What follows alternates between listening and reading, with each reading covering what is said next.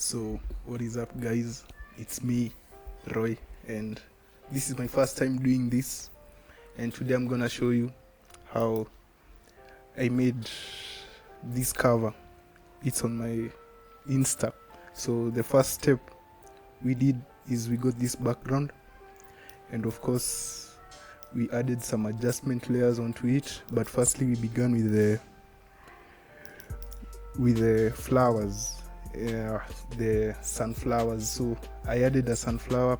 I took a PNG of a sunflower and added it here, and then I changed the blending mode a little bit by adding an adjustment layer. I used an exposure layer and I clipped it. So this is before and this is after, and I clipped it to the sunflower PNG. Secondly, for it to blend more and look like it belongs to the atmosphere, I duplicated the bottom layer, the background, Command J, and then I dragged it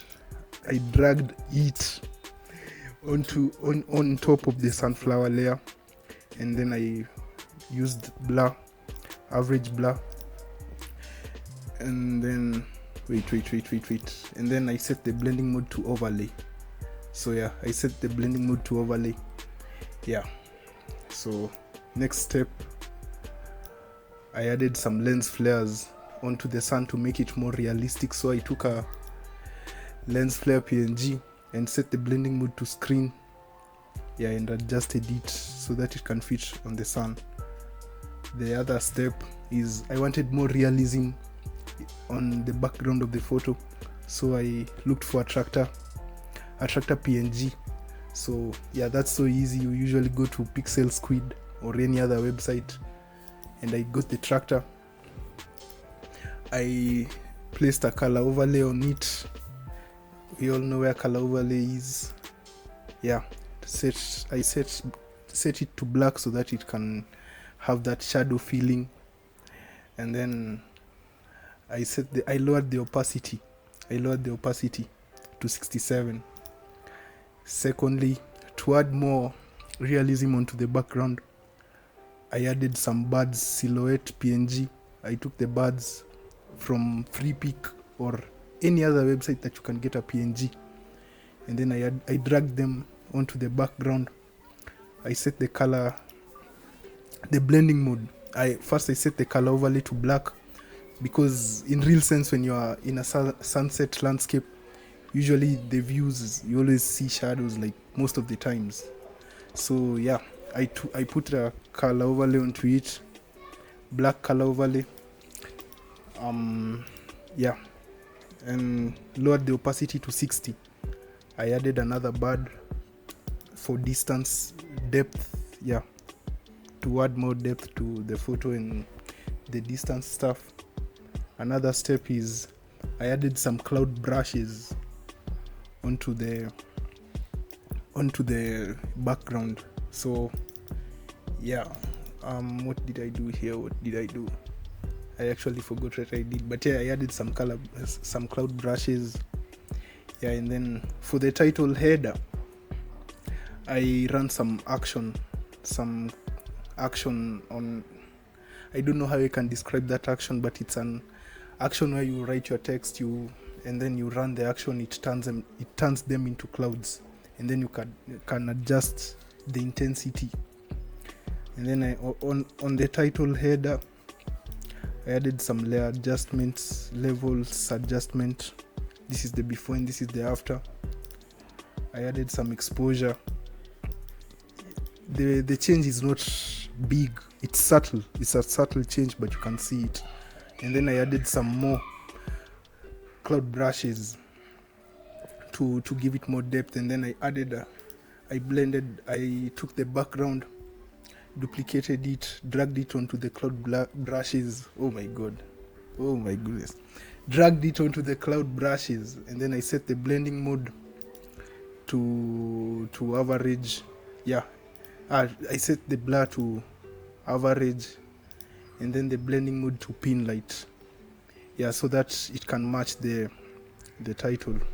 As you can see, it matches. Oh, and I forgot. I used some filters on the object. I don't know if on the layer. I don't know if it was camera raw filter. I don't know. I'm not sure. And then I've forgotten actually. I did this thing like yesterday when I was zoned out and tired, so I forgot. And then next step, I added more birds for more detail, and then I added more cloud brushes, and then I set the blending mode to lighten so that I made the color less strong, less intense. And then another thing is I added the birds for more detail and added lens flare for the background, to give it more realism. And now for the subject, I just took the original image, selected using the quick selection tool. You know how it is, you know how it goes. So for the subject to blend to the background, I just duplicated the background. Same thing.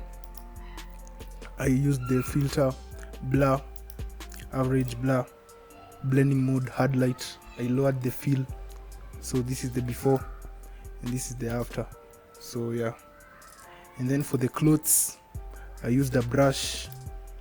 I usually use soft round brush, and I set the blending mode to linear dodge. So if you want more depth, more detail for the clothes, I double click the clothes layer. On the blend if, I dragged this onto the right. So you can drag one slider onto the right by pressing Alt. You drag it, and the other slider you also press Alt and drag it. So I set my values for the right slider at 86 and for the left slider at 21. Then I pressed OK. For the skin, I set the blending light to soft light. So wait, for the clothes, this is the before and this is the after. For the skin, this is the before and this is the after. So for the skin, I set the blending mode to soft light. I went to the blend if, same thing. For the rim light, I actually used the hard light blending mode, set the fill to 82% and used the blend if. So this is the before and this is the after. So for more detail onto our subject, I ran a dodge and burn action. So on the dodge and burn action, we all know the dodge action accentuates the highlights. It gives more detail onto the highlights. So when I turn it on, you can see it for yourself. So this is the before and this is the after. So I added another dodge layer for detail. This is the before and this is for the after.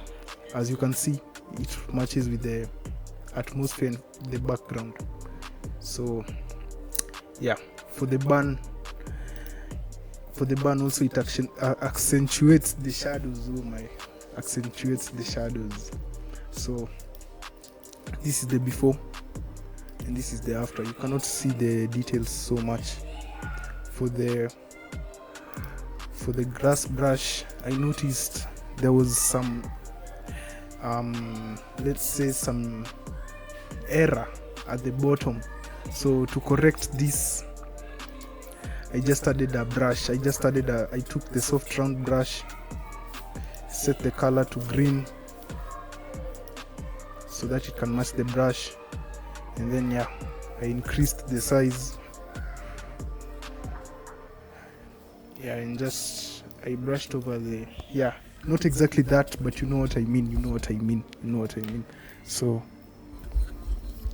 for the lens flare, I added more lens flare for detail, and I also added a tree, but on the tree I set a black color overlay.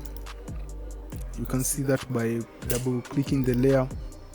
I set it to black and I lowered the opacity to 67. I added more lens flares for more detail and for the image to feel more realer. I don't know if there's a word called there's a word such as reeler. I don't know, man. This is my first time, so I'm winging it. I'm just winging it. I'm not reading any script. I'm not reading nothing. I'm just reading it from my head. So yeah, and then I felt like the layer needed, the whole image needed some orange tinge since it is sunset. So yeah, I added that. Yeah, I took the lens flares and I masked them out. So yeah, I masked them out. Yeah, and I added them. I don't know how to explain that, but you know what I mean. So for this overall image, for the overall layer, I did the same. I duplicated the background. I dragged it on top.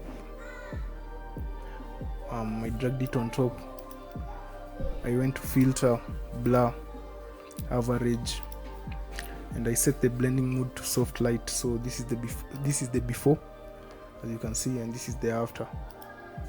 Yeah, and then after that, I added more fog, orange per se, orange fog, for it to really make the atmosphere lively. Yeah, and I don't know why, but I did some adjustment layers on the fog. So brightness, I don't think it really made an impact, but I added. So yeah, and I added levels. Yeah, for the exposure one, you can see the difference clearly. You can see the difference. Yes. So, and then I took the whole image, I converted it to a smart object. We all know that, bro. So yeah, I converted it to a smart object. Wait. Let me save one tip. If you're done with everything and you want to convert your layers to smart objects, always have a duplicate for the layers. So I'll just press Command Z to go back to where I was. So yeah, I'll press that and then I'll duplicate the layer. So I'll press Command J. It's loading.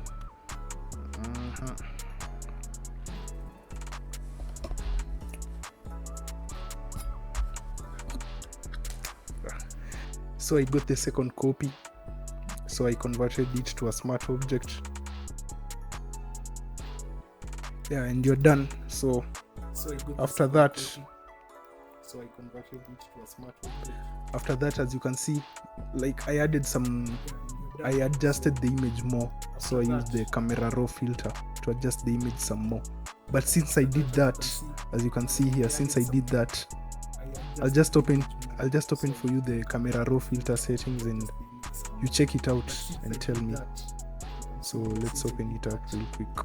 I'll just open for you the camera raw filter settings and you check it out and tell me. So this version was already done and blah blah blah. Okay. So yeah, this is how it is. These are the adjustments. The temperature, since we are going for an orange tinge, orange feel, I added, yeah, I pushed the slider to 2. For the shadows, -20, contrast +11, blacks -3, vibrance, since we want the image to have more vibrance, so yeah, I moved the slider to 4. For the curve, we want the image to have it. For the curve, I wanted the shadows to be more strong, the darks actually, and the midtones, yeah. So I moved the slider to -13, yeah. So I just did what I felt was right for the image actually. I'm not going on any script, I'm not following anything. For the color grading, I felt that the midtones were supposed to lean on the blue. The shadows also, and the highlights, since it's the sun, the clouds, and part of the grass that were like very bright, so I adjusted the highlights to an orange tinge. Yeah, you can use this. Yeah, you can switch it up. Yeah, so let's just revert. Yeah, and I'm done. So for more detail, like for more realism, I added a zoom blur. So what we're gonna do is we're gonna press Ctrl J to duplicate the layer. So yeah, Ctrl J, and then we're gonna go to filter, blur, and we're gonna go to let me see, I don't know if it's field blur. Yeah, field blur. Sorry, blur gallery, field blur. So we're gonna press that. Wait. It's not this. Wait, what did I do? Was it path blur or spin blur? Oh, radial blur. My bad, radial blur. It was radial blur. I actually forgot. So yeah, I set it to zoom. Yeah, you can put the quality at good or best. It depends on what you prefer. So yeah, I set it to that, and you can see the effect is there, but it's so strong. So I masked the layer, and I used my brush to hide part of the effect, so that we can only have the effect on the sides, but the center is untouched, to get that realism touch. So I pressed X to switch my brush color. I increased the size, and I lowered the flow. I usually use a flow of 15, so 15 or 30, 15 to 30, but I can work with 15. So I did this.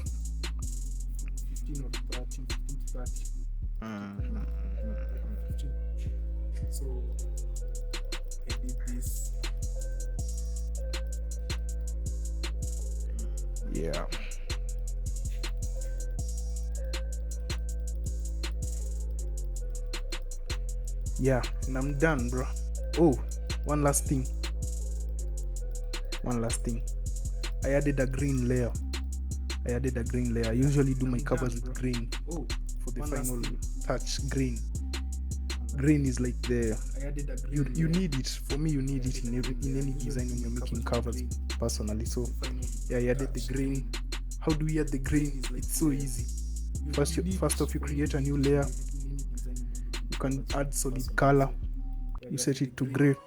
You set it to gray. Let me switch this off. You set it to gray, and then you go to filter, other. I think it's other, noise. So you add noise. You can rasterize or convert to smart object, whatever you prefer. I set my noise to 8, but we can go D. We can do excess. So I set it to 11, and yeah, and then I set the blending mode to, I can set it to overlay. As you can see, it's too harsh. I can set it to soft light. This is better. And then I can lower the fill a little bit. Yeah, to 76. Yeah, and that is it, guys. Yeah, and you export, bro. This is my first video. I'm not a veteran in this shit, bro. I'm just making it. It's my first time, so I'm just winging it. Yeah, I'm trying it out. Thank you for listening to me. Yeah, and I'll see you next time. Bruh. Oh, hit me up if you need free covers. No, not free. I was kidding. Cheap covers. Hit me up. Yeah, my commissions are open. Yeah, and I'll see you next time. Peace.